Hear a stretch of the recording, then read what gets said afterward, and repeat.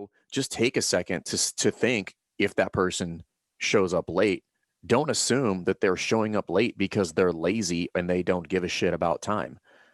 Maybe they have 4 kids. Maybe they have twins. Maybe their husband is on deployment. Maybe there was a traffic accident or a series of traffic accidents on the way to the gym, right? If it's the programming, never assume that they just want to poke you in the eye. Assume that they, or don't assume they might have, some sort of lack of confidence with regard to doing certain things in the gym, and they want to have those things fixed. So, one thing that I improved on over the years is that idea that you just said about being late. The biggest mistake, not biggest mistake, but a mistake box owners and coaches make is, okay, you're late, we're punishing you. We've talked about this ad nauseum. Yeah. I mean, right, the old burpee punishment, and no one likes being late. No one is showing up to class 5 minutes late. My mom does. Yeah, my mom's been late for 67 years. Yeah. But does she get stressed about it, or does she just show up late? No, I don't think she's ever been stressed about it. But most people, they're God showing love up her. late to class because of one of the examples you've given. Their child, their traffic, they get stuck at work, and it's like, okay, they realize at some point, oh, my boss just kept me for an extra 10 minutes. I'm gonna be late. The alternative is waiting for an hour, and I can't do that because I have to get home for all these other obligations I have.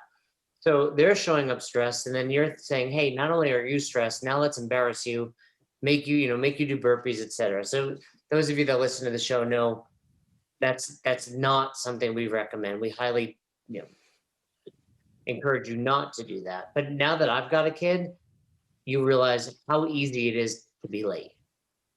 Oh yeah, just getting out of the house is a 45-minute evolution. Long gone are the days of like, I'm going to go to the store and you grab your keys and you just walk out. Have you seen that? There's an old stand-up comic he's talking about that, the difference between people with kids and no kids. He's like, if people with kids like look at people with no kids with disdain, they're like, let's go out tonight. Oh, you're just gonna go out to dinner tonight, huh? It's must so be true. nice. It must is be nice. so true. So I hear it's anyone tell me they don't have enough time or they're busy these days without kids. I'm like, it's like Billy Madison, where it's like, stay in the 3rd grade. Like, that's what you want to tell them. Like, don't have kids. I think it's either that or I'm just like, you lazy piece of shit. You have no idea. So don't take it personally when someone's late. That's a big. I think if you can just make that switch in your head and welcome someone in, like, hey, you're late, come on in. We're really glad you made it. I don't even ask why you're late. It doesn't matter to me. It's irrelevant. And then certainly there's a cutoff time in the workout where you're not going to be able to keep them safe. But rarely is it beyond 5 minutes. You're typically still at the whiteboard. People are strolling in. It might force them to ask you an additional question because they missed something. Answer it. No big deal.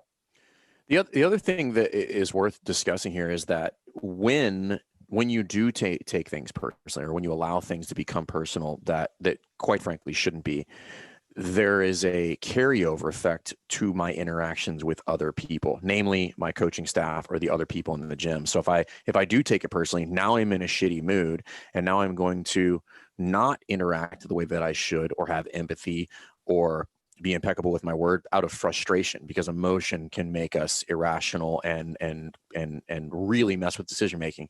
So think about that. You're like, hey, I'm not going to take it personally, because that has a secondary or tertiary effect if I do take it personally, rather than just saying, hey, I don't know why they're late. It doesn't matter. They're here. It's good to see you, and then move on.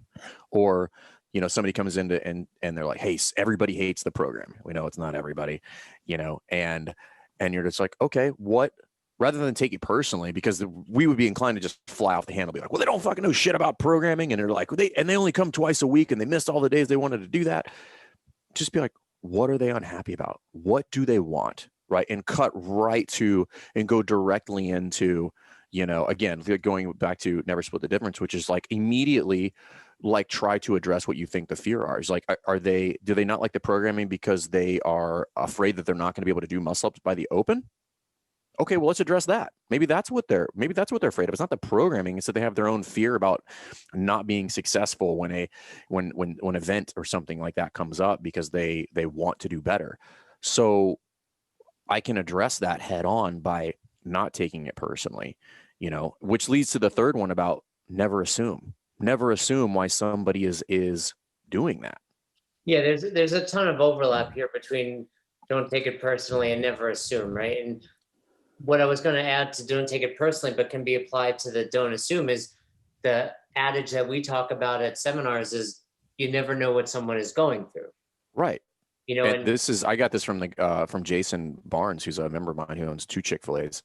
And that's one of their mottos, is like, don't never assume what the person at the window or at the counter has going on in their life.